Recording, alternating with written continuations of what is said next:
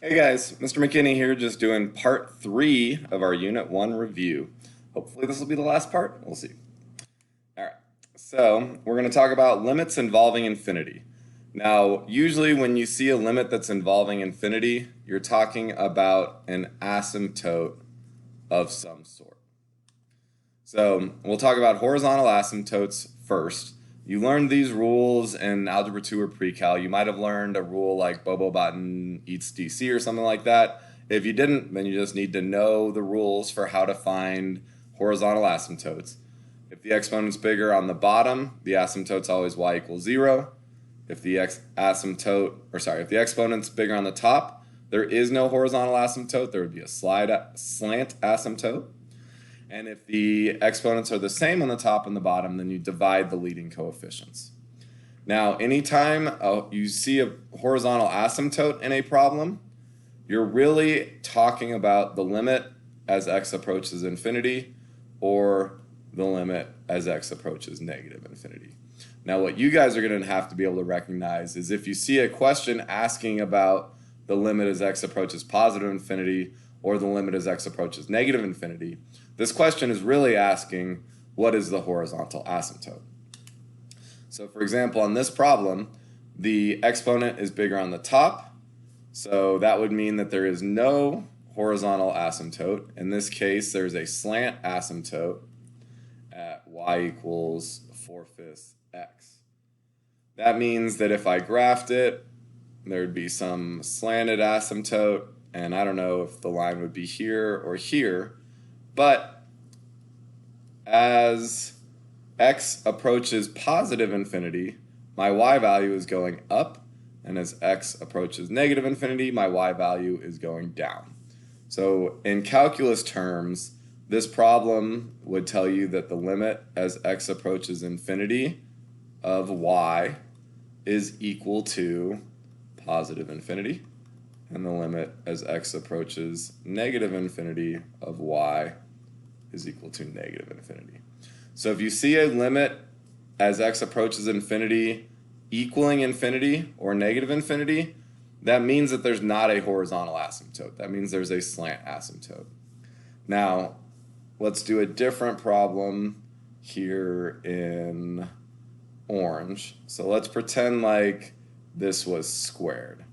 So if the exponents were the same, then my horizontal asymptote would be y equals 4/5, and in that case the limit as x approaches positive infinity would be 4/5, and the limit as x approaches negative infinity would be 4/5. So if there is a horizontal asymptote, that's going to be your limit as x approaches positive or negative infinity. If there's not, then as x approaches positive infinity or as x approaches negative infinity, your answer would be positive or negative infinity. Let's look at vertical asymptotes. Vertical asymptotes are going to come from the denominator. So you're going to reduce the fraction first. Anything that's left over on the denominator will give you a vertical asymptote. So for example, here on the bottom, I can factor it as x minus 4 and x plus 2. I don't know if these are both vertical asymptotes or if one of them might be a whole. So I need to factor the top as well. So the top would factor as x minus 4, x plus 1. The bottom factors as x minus 4, x plus 2. Since those x minus 4's cancel out, I don't have a vertical asymptote there. I would have a whole at x equals 4, but I would get a vertical asymptote at x equals negative 2. Now, at that point, I would either need to plug in a number that is a little bit less than negative 2 and a little bit more than negative 2 to figure out whether the arrows should be going up or down on either side. But I know there's a vertical asymptote at 2. There's not a vertical asymptote at 4. At 4, there's going to be a whole, and to figure out where that whole would be, I plug in 4 into the reduced fraction. So 4 plus 1, 4 plus 2 would be 5/6. So there's some whole over here at 4, 5/6. Now, again, from the vertical asymptote, that would tell me the limit as x approaches negative 2 from the left and the limit as x approaches negative 2 from the right of that function are either going to be positive infinity or negative infinity, depending on where the arrows end up going. And you would graph it on a actual graphing calculator to figure that out. And you can look at the other videos if you have questions about that. But if you see a limit as x approaches a number, either equaling positive infinity or equaling negative infinity, so x is approaching a number, but it's equal to positive or negative infinity, that's telling you that you're dealing with a vertical asymptote. All right, the last thing we talked about in this unit was continuity. Now, this is a super important slide, so if you did not make a note of it the first time through, make a note of it now. Because in calculus, you're going to refer to definitions throughout the course. So at different points, you'll be asked to justify whether a function is continuous or not. And you can't just say it's continuous because it's connected or because I didn't have to pick up my pencil. You would have to say it's continuous because the limit exists, the function exists, and those two values are equal to each other. So the limit exists, the function exists, and they're equal to each other. If it's not continuous, then you have to be able to explain which of these things is not true. Does the limit not exist? Does the function not exist? Or are they not equal to each other? Or sometimes some combination of these. So for example, on this picture, and we've done this before, so I'm going to go quick. At A, we're continuous. That arrow means it keeps going, so we're continuous. At B, we are not continuous. The limit exists right here. The function exists right here, but they're at different values, so they're not equal to each other. At C, the limit does not exist. Even if it did exist, even if this arrow was going up, the limit needs to be a finite value in order to be continuous. So this one is not continuous because the limit doesn't exist. Also, the function is undefined at that point. At D, the left side limit and the right side limit are not the same. So the limit does not exist at D. At E, the limit exists, but f of E is undefined. And since f of E is not defined, then it cannot be continuous because that can't be equal to the limit. F is continuous. G, we would say it has endpoint continuity. Since the right side limit doesn't exist, the overall limit doesn't exist, but we can say that it has endpoint continuity. If a function is not continuous, that means it has a point of discontinuity. And we're going to look at a few different types. There are infinite discontinuities, which just means you have an asymptote. Sometimes that means that the limit does not exist. Sometimes that means that the limit is either positive or negative infinity. It depends on whether these arrows are going the same way or different ways on which side, on either side of the asymptote. A jump discontinuity is where the left side limit is not equal to the right side limit, but they are both finite values. So you could measure the distance between these. You can't measure the distance between these two arrows because it's infinite, but in a jump you can measure it. Infinite and jump, these are both non-removable discontinuities. A removable discontinuity, it looks like a hole.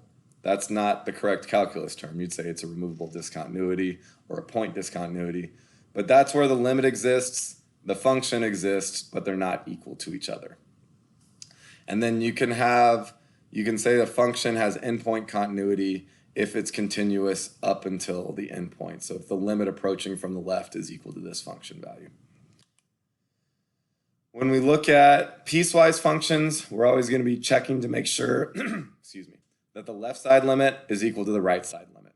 Because if those are true, then the overall limit exists, and then you just have to check to see if that's equal to the value of the function. So it's just one extra step, making sure that the left side limit and the right side limit are equal. So determine if this function is continuous. So I need to know that three things are true. The left side limit and the right side limit. The left side's going to come from here, right side's going to come from here. Those have to be the same. That's the first part. Second part is that the function has to exist. So I'm going to need to plug in 4 from here. And then the last part is to check to see if those two things are the same. So let's start with the limits. Limit as x approaches 4 from the left of f of x. I'm going to use the bottom function when it's coming from the left. 4 plus 4 would be 8.